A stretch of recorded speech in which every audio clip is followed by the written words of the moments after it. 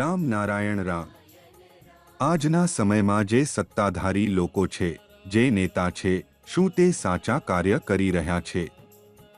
જે લોકોને જનતા ભલાઈ માટે ચૂંટે છે, શું તેઓ સાચે જ જનતાની ભલાઈ માટે કામ કરી રહ્યા છે?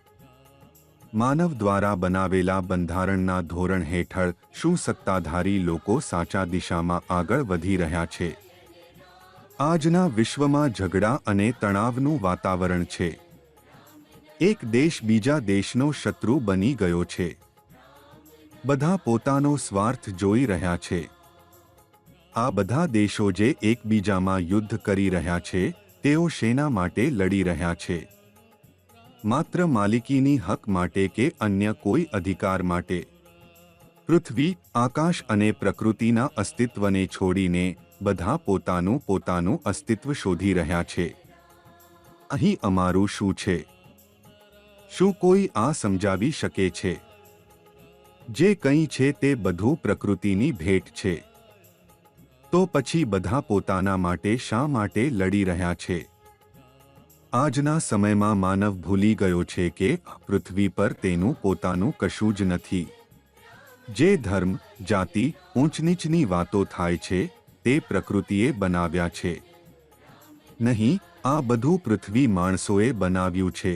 તે સંપૂર્ણપણે માનવ બનાવટ છે। આપણે પ્રકૃતિનો આભાર માનીએ તેટલો ઓછો છે। પ્રકૃતિના કારણે જ તો આપણે છીએ। વિના પ્રકૃતિ આપણું પોતાનું અસ્તિત્વ શું છે?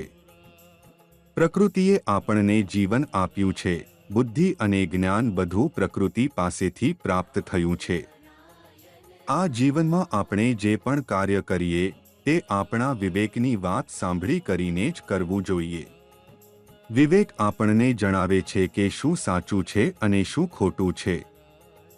જીવનમાં ઘણીવાર એવું થાય છે કે આપણે ખોટું કામ કરવાની વિચારણા કરી રહ્યા હોઈએ ત્યારે આપણા અંતર્મનમાંથી એક અવાજ આવે છે કે થોભો, આ કામ ન કરો, આ યોગ્ય નથી।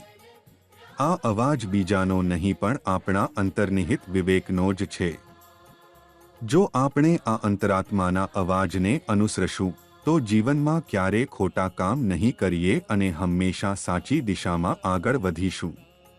પરંતુ આજના સમયમાં પોતાના સ્વાર્થ માટે માનવ માત્ર અન્યને નુકસાન પહોંચાડતો નથી, પરંતુ પોતાના અંતર્મનના અવાજને પણ અવગણે છે, જેનું પરિણામ એ છે કે માનવ માર્ગભ્રષ્ટ થઈ જાય છે।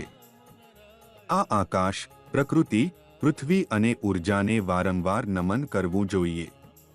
રામ નારાયણ રામનો સતત જપ કરવો જોઈએ, કારણ કે આ બીજ મંત્રમાં આખું બ્રહ્માંડ સમાયેલું છે।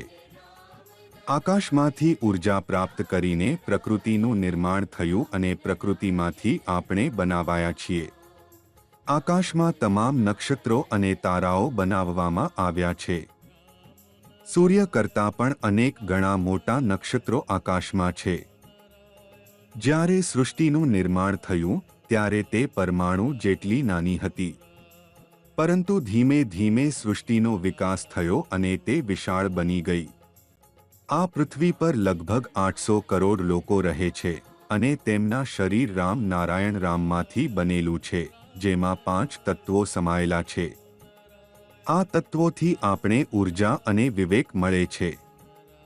આ વિવેક આપણને જીવનનો સાચો અર્થ શીખવે છે કે કેવી રીતે જીવવું અને જીવનનો શું હેતુ છે। આ કાર્યક્રમ દ્વારા વારંવાર અમે તમને સમજાવતા આવ્યા છીએ કે જો આપણે પોતાના વિવેકની વાત નહીં સાંભળીએ તો આપણને મોક્ષ પણ નહીં મળે। જેમ આપણે જાણીએ છીએ, દરેક માનવ શરીર અંદર 50 ટ્રિલિયન આત્માઓ ધરાવે છે। આપણે ભરપેટ ભોજન કરીએ છીએ, જેનાથી સંતોષ મળે છે, પરંતુ આપણે જો આ 50 ટ્રિલિયન આત્માઓને આહાર આપીએ નહીં તો તે અંદરથી ધીમે ધીમે મરી જશે અને આ આત્માઓની ઊર્જા સમાપ્ત થશે, જેનાથી આપણું જીવન શક્તિ પણ ધીમે ધીમે નબળી પડશે। તેથી આ ખૂબ જ જરૂરી છે કે આપણે આત્મચિંતન કરીએ, અંતર્મન સાંભળીશું અને વિવેકની વાત માનવી પડશે, જેથી જીવનમાં જે પણ કાર્ય કરીએ તે આપણું વિવેક હંમેશા સાચી દિશામાં માર્ગદર્શન આપે। સાથે સાથે રામ નારાયણ રામનો જપ કરવાનું ચાલુ રાખો, કારણ કે આ એક એવું નામ છે જે તમારા જીવનનો ઉદ્ધાર કરે છે, તમારા સપના અને ઈચ્છાઓને પૂર્ણ કરે છે અને તમને તમારા અંતરાત્માથી જોડે છે.